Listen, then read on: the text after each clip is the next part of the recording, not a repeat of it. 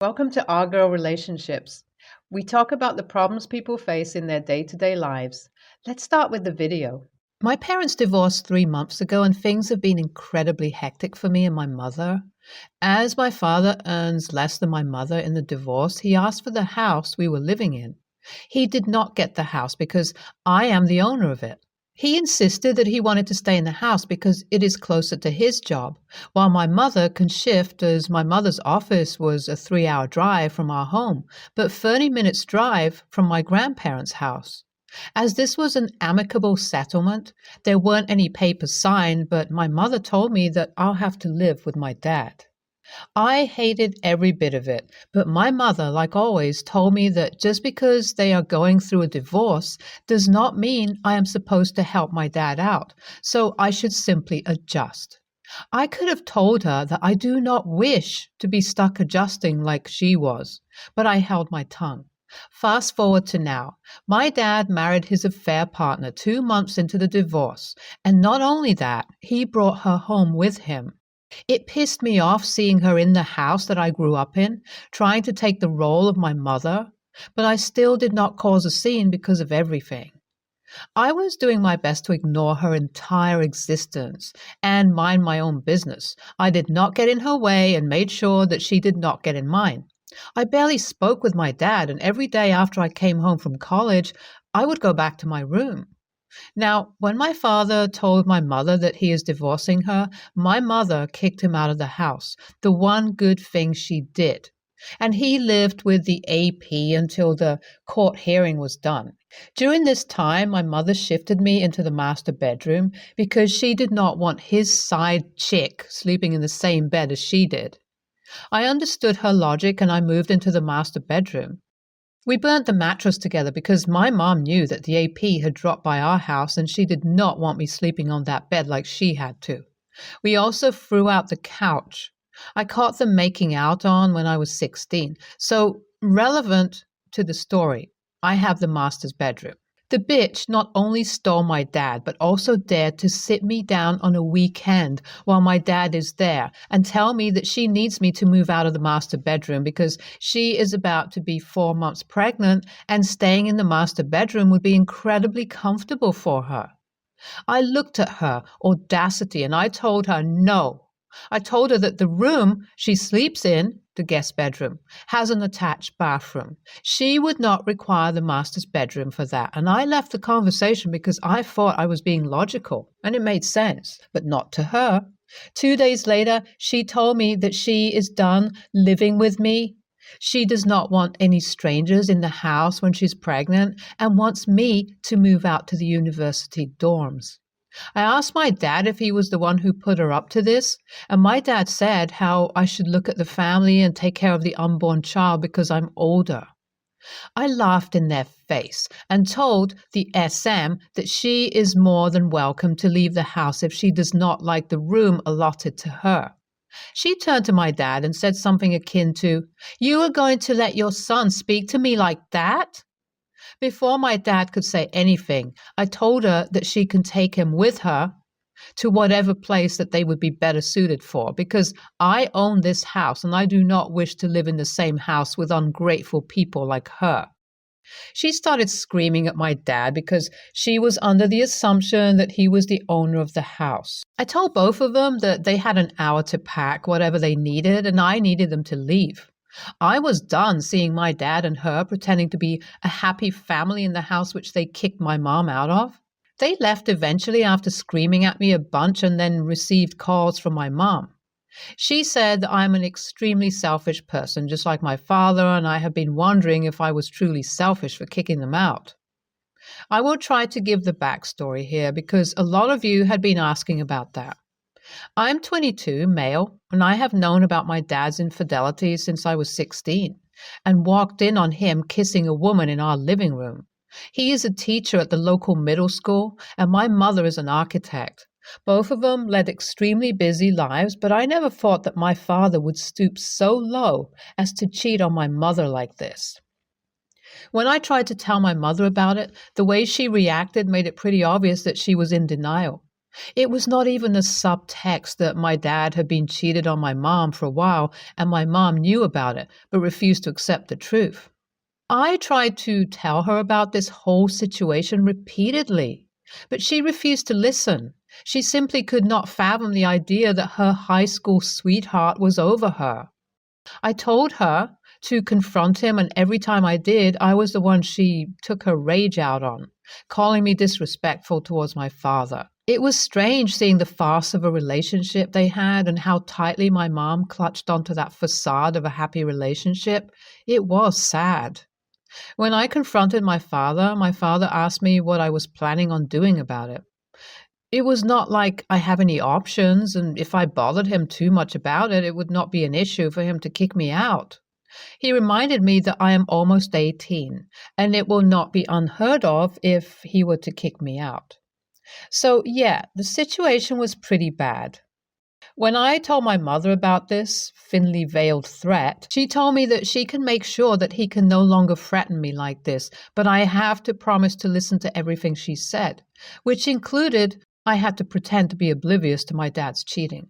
When I told her that I do not want to play these games of charade, but my mom insisted that we must care about the image of the family and we mustn't air out the dirty laundry.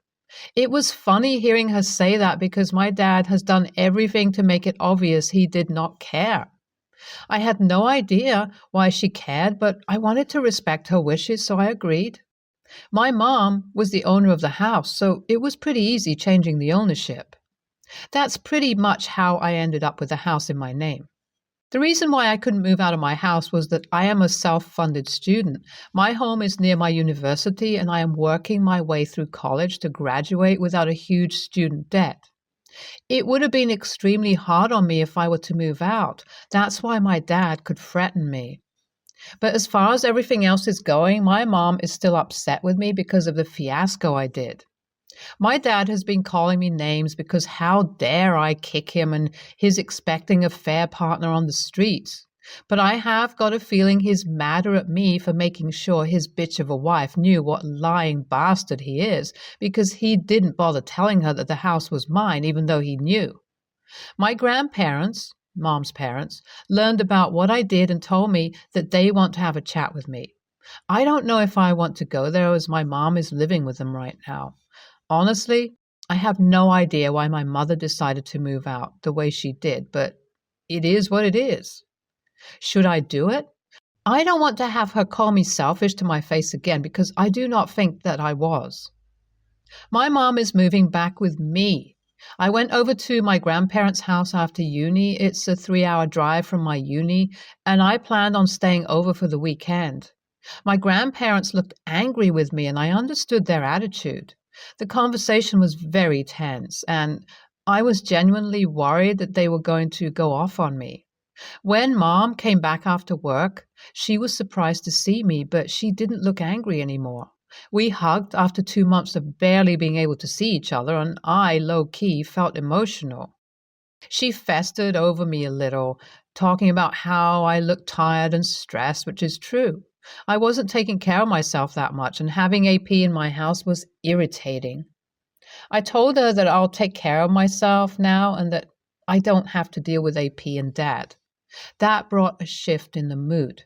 She insisted that I was rude for behaving the way I did. I was supposed to be mature and responsible. I told her that I was both because I did take care of the person I loved.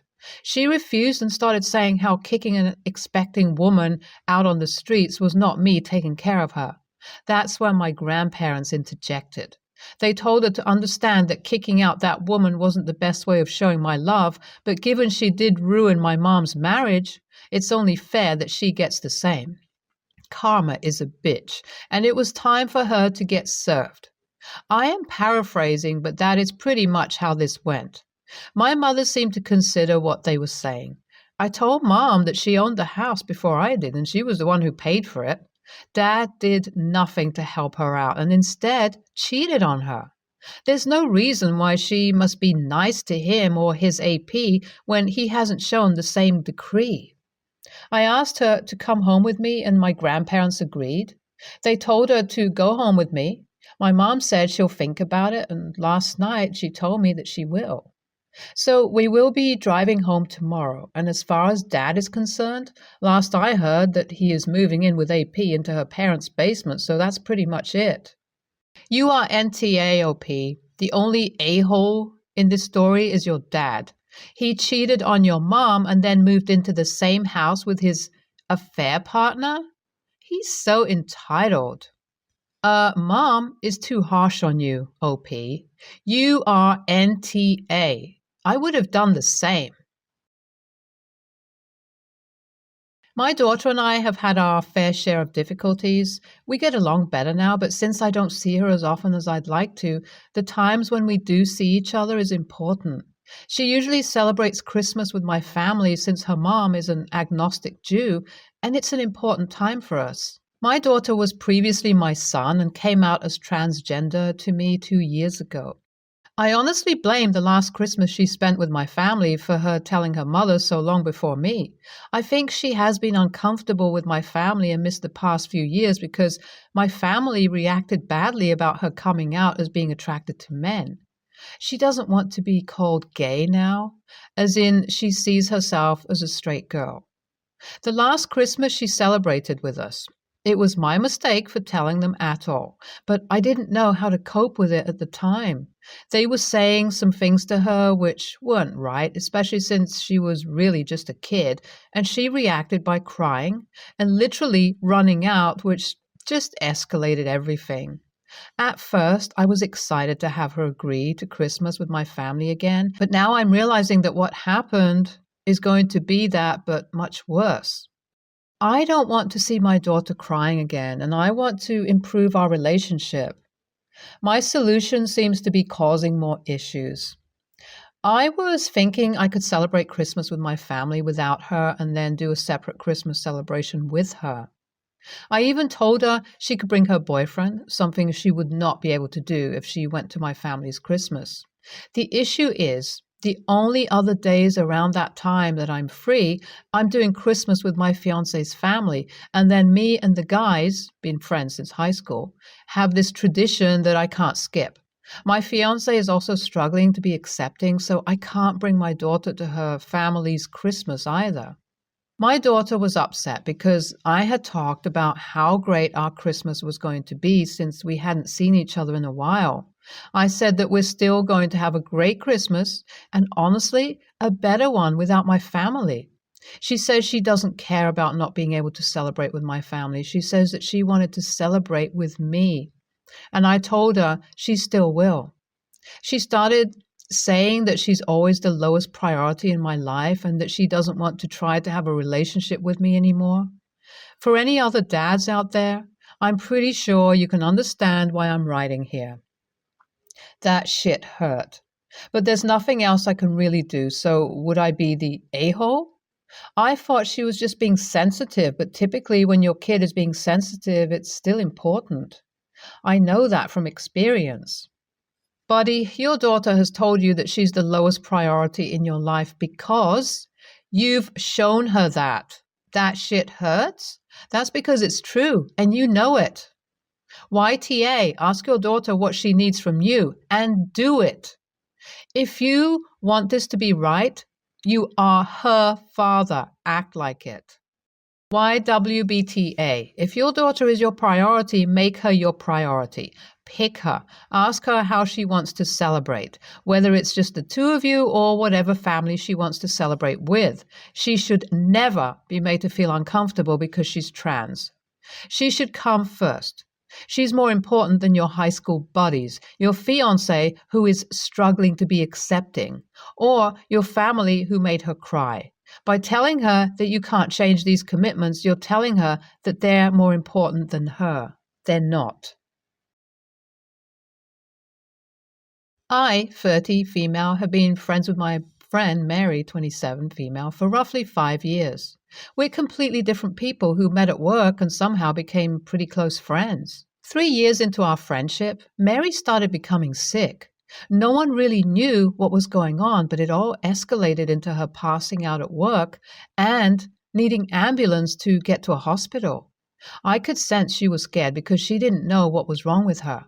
I took it extremely serious and stood by her side through it all.